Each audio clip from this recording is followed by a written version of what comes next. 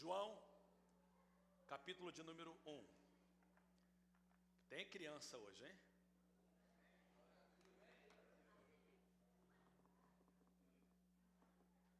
Diáconos, ajude aí que eles saiam mais rápido. Eu quero começar a pregar logo. E o diácono puder nos ajudar, as pessoas que forem voltar para o culto, voltar com muito cuidado. Amém. Hoje nós vamos começar uma série de mensagens em João capítulo 1. Eu quero começar a pregar hoje, logo. Eu coloquei na newsletter da igreja um agradecimento à igreja pela compreensão durante os últimos cultos, onde nós não tínhamos controle, principalmente no culto de formatura e no culto onde o Palácio Bozo estava conosco, culto abençoado. Mas o horário extrapolou. E eu não gosto de extrapolar no horário. A gente é uma igreja pentecostal, mas a gente gosta de ter tudo decência e ordem. Mas a igreja portou-se de forma linda, nos ajudou, ninguém foi embora e foi maravilhoso. Eu quero agradecer por isso. Mas hoje eu quero remir o tempo. Eu quero usar o tempo com sabedoria, não quero prolongar, não há razão para isso. João capítulo 1, eu leio na Nova Versão Internacional, eu não estou projetando hoje, eu queria que você lesse na sua Bíblia. João capítulo de número 1. A palavra de Deus diz, algumas pessoas chegaram, pastor, o senhor já vai tirar a oferta? Não, a gente vai deixar isso para mais tarde. Mas o povo está querendo ofertar, isso é bom. No princípio, era aquele que é a palavra. Ele estava com Deus e era Deus. Ele estava com Deus no princípio. Todas as coisas foram feitas por intermédio dele. Sem ele, nada do que existe teria sido feito. Nele estava a vida e esta era a luz dos homens. Verso de número 10. Aquele que a palavra estava no mundo. E o mundo foi feito por intermédio dele, mas o mundo não o reconheceu. Veio para o que era seu, mas os seus não o receberam. Contudo, aos que o receberam, aos que creram em seu nome, deu-lhes o direito de se tornarem filhos de Deus, os quais não nasceram por descendência natural, nem pela vontade da carne, nem pela vontade de algum homem, mas nasceram de Deus. E o verso 14 é o meu texto essa manhã. Aquele que é a palavra tornou-se carne e viveu entre nós. Vimos a sua glória, glória como do unigênito vindo do Pai, cheio de graça e de verdade. Aquele que é a palavra tornou-se carne e habitou entre nós. Vimos a sua glória, como a glória do unigênito vindo do Pai. Nós, aqueles que são visitantes, nós pregamos a nossa igreja por série. E hoje nós começamos uma série sobre Jesus em João. E essa série vai nos levar aí umas 7 semanas para concluí-la. Para muitos o Evangelho de João é um dos favoritos, não só o favorito evangelho, mas também o favorito livro da Bíblia. E sem dúvida é o mais profundo dos 4 evangelhos.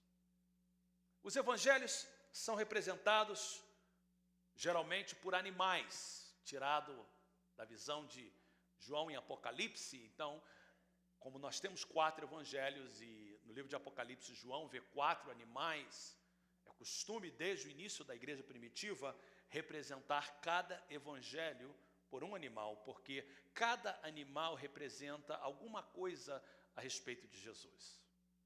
Então, o evangelho de Mateus geralmente é representado por um leão, e a razão disso é porque o leão é representante de um rei.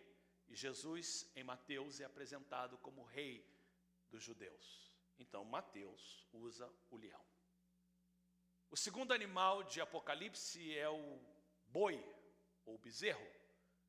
E o livro de Marcos, o Evangelho de Marcos, é representado por um boi ou um bezerro. Razão essa é porque em Marcos Jesus está sempre fazendo algo. É o servo de Deus que veio para curar, libertar, salvar. E no livro de Marcos, Jesus está sempre trabalhando. A palavra-chave de Marcos é imediatamente, logo.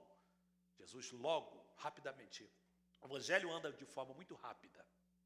Jesus sempre fazendo alguma coisa. O Evangelho de Lucas é representado por um homem, porque em João há um animal que tem a face de um homem. E a razão que o Evangelho de Lucas é representado pelo homem é porque em Lucas, Jesus é apresentado como filho do homem. Lucas apresenta essa parte da humanidade de Jesus de uma forma tão linda. E Lucas, então, é representado por o homem. Já o Evangelho de João, o animal escolhido para representar João é a águia. E é feito isso por duas razões. A primeira razão que é usada uma águia para representar João é porque a águia é o único animal que pode olhar para o sol e fixar os seus olhos para o sol sem nenhum problema. E o Evangelho de João, ele faz exatamente isso. É por isso que eu quero chamar a atenção para vocês. O Evangelho de João é como você olha para o sol da justiça. Você olha para Deus e para todo o seu mistério. E você não se machuca, mas você exalta Ele. É um evangelho muito profundo. É como se você estivesse mirando para o sol e recebendo os mistérios que o sol tem. E essa é uma das razões que a águia é escolhida para representar João. A segunda razão é, claro, que a águia representa o próprio Deus. E o Evangelho de João, ele foi escrito para apresentar Jesus como Deus. Esse Evangelho, ele é muito profundo, mas mesmo assim é muito simples. Daí que todas as pessoas que aceitam Jesus, a gente manda logo ler o quê? O Evangelho de João. Porque superficialmente ele é muito simples. Jesus ali fala, eu sou o pão da vida, eu sou a porta, eu sou o caminho, a verdade e a vida. É ali que você encontra o textuário da Bíblia, porque Deus amou o mundo de tal maneira que deu seu Filho unigênito para que todo aquele que nele crê não pereça, mas tenha a vida eterna. Então, no superficial ele é muito simples. Na verdade ele é simples, mas ao mesmo tempo ele é muito profundo. Quanto mais você lê o Evangelho de João, mais você fica abismado da profundeza, da forma profunda e clara que o Evangelho traz para nós. Vá comigo, por favor, no capítulo 20, porque, embora João tenha 21 capítulos, a conclusão do Evangelho de João se dá no capítulo 20, não no capítulo 21. O capítulo 21 é um adendo à história. Se você olhar o capítulo 21, é a história da pesca maravilhosa que acontece depois da ressurreição de Jesus. Mas a conclusão do Evangelho de João se dá no capítulo 20. Quando você... A história... E olha para mim só para você entender uma coisa. João, ele propositalmente escolhe alguns episódios da vida de Jesus para mostrar quem ele é. E o que ele faz aqui, ele encontra uma história que se deu entre uma conversa que Jesus teve com um dos seus discípulos para trazer a conclusão e o propósito pela qual ele escreveu o livro. Capítulo 20, verso 24. A história de Jesus aparecendo a Tomé.